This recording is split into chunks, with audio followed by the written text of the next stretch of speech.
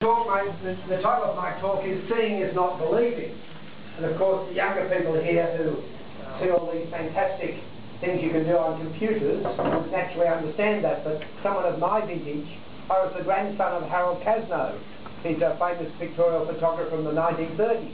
And on his enlarger in the 1950s I used to stand behind him and he would be working on the enlarger to put in fake clouds and fake people on photographs that people thought were true. So this was back in the 50s.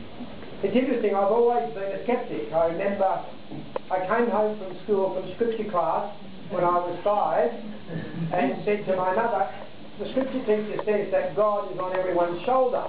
And I said, there are hundreds of people in the world, so how could God be on everyone's shoulder? I didn't know there were billions. My mother was quite disturbed and she said, look, you've got to have faith.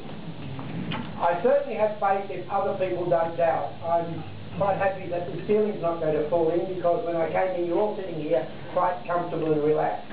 So there's no one doubting it. But when people doubt something, that always makes me think, is it the truth? I'm going to talk a little bit about self-delusion, because I think it's a human trait. We all self-delude ourselves in some ways. And even though we've got the best skeptics in Australia here, I bet somewhere inside society you've got a little self-delusion. It might be because you think like me, I want to achieve something in relation to aviation reform, and I know it's a delusion, I'll never get there. And it's good to have that. In about 1975, I was watching television, the Don Lane Show. I was a regular on the Don Lane Show.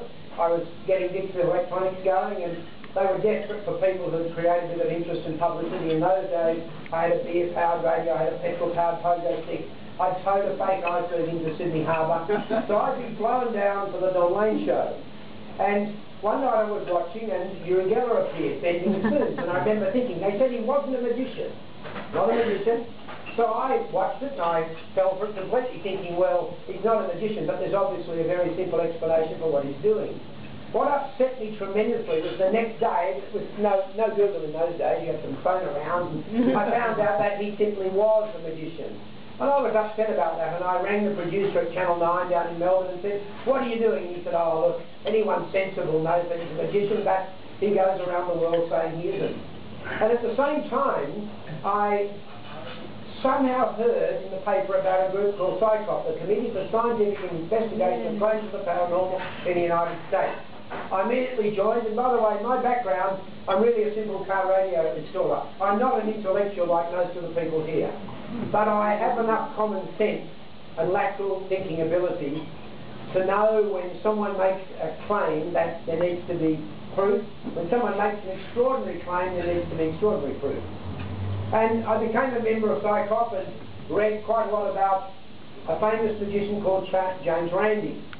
Now at the time my friends were claiming that they could water divine, and one of the interesting things for water divining, many claims of the paranormal are very hard to measure. But water divining is a really simple one. For a start, you can't check it by drilling a hole to see if there's water, because it'd be good if you could actually find a place without water, I'm told.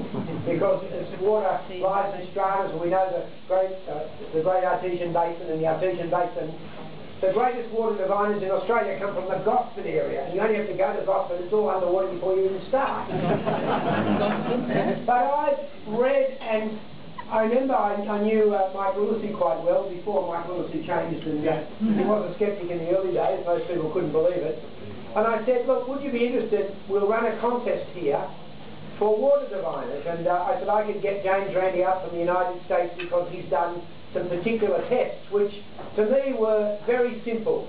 What James Randi did was have 12 pipes, a manifold with 12 plastic pipes with water running in them. And you might say, well, how does that tell whether a person can find water in strata under the ground? In fact, what we were checking were the people who claimed that they could find water in plastic irrigation pipes. You'll find most people claim that they can follow an irrigation pipe. We brought James Randi out. I remember we got the Reverend Ted Knox as one of the judges, and the prize was about $40,000, $10,000 from myself, $10,000 from Malatrix and Carlton, $10,000 from Philip Adams, and I forgot where the other 10 grand was from. And in North Ryde, just near my Dixon Electronics place, we ploughed up a field, we put in the 10 pipes, we had water running through them and a simple manifold where the water could run through one of the 10 pipes. Now Randy arrived and first of all, he got each one of the contestants. We flew, I think, 20 of the top Australian water diviners and gold diviners from all around Australia. The Willishy Show brought them in. And Randy made them sign an agreement which said that this test is one they're happy with and they would offer no excuses if they failed. And because these people are totally genuine, and I remember saying to Randy, I mean, there were people, their life depended on their abilities to water divine, and some of them had engineering qualifications, so they were academically qualified people. Some were the typical farmer. And I remember saying to James, Randy, if I don't want to go ahead with this, we're going to destroy these people.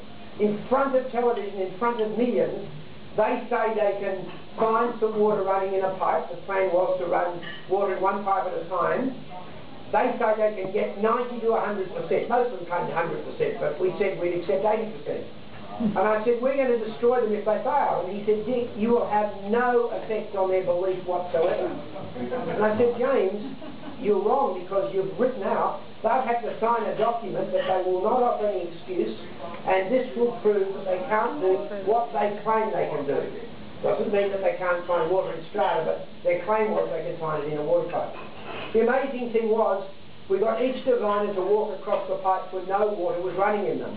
And of the 10 diviners doing the water test, 2 found streams underneath, but the other 8 didn't. And then we said, the next thing is we're going to run the water through one pipe, and you have to show that your rod bends, or your pendulum twists, or your piece of timber, all the different sort of artifacts they had for their divining. And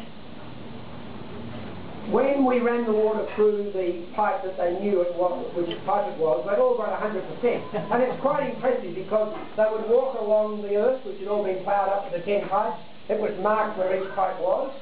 And as they got to the pipe that the taps had been opened, the reading, either the rods would bend or the pendulums would move. And you'd think, when you're watching, you think, well, this has got to be true. They're not doing it. It's just happening from the pool of the water, whatever the claim was.